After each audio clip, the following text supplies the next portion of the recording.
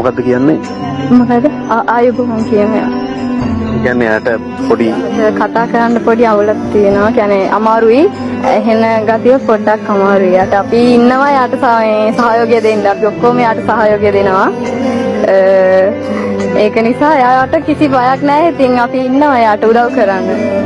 මොකද හොඳ යාළුවෝ ඉන්නවා කියන එක නේද? මං කියන දේ ඕගොල්ලෝ මං හිතනවා යාට කියලා දෙයි කියලා. හොඳ යාළුවෝ කියන්නේ හැමදාමත් ලොකු සම්පතක්. කවුරු හරි යාට ට්‍රාන්ස්ලේට් කරන්න පුළුවන් විදිහට මං ප්‍රශ්න අහන්න කාටද පුළුවන් එයාට ඒක තේරුම් කරලා දෙන්න? පුළුවන්ද?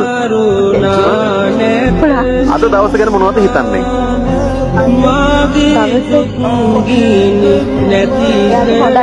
එයාට ඒක හොඳයිලු.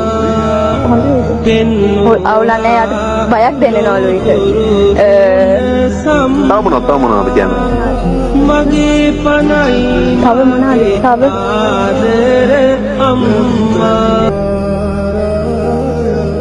නෑ අද දවස උයන්නේ.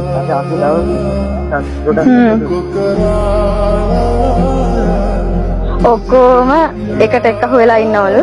එයාට සතුටු වෙයිලු. ඔක්කොටම ආදරේ කියලා තමයි කියන්නේ. අපිටත් සතුටුයි. ඉතින් ඇත්තටම දෙවියෝ දෙද්දී නේද ලස්සන රූපයක් දීලා තියෙනවා.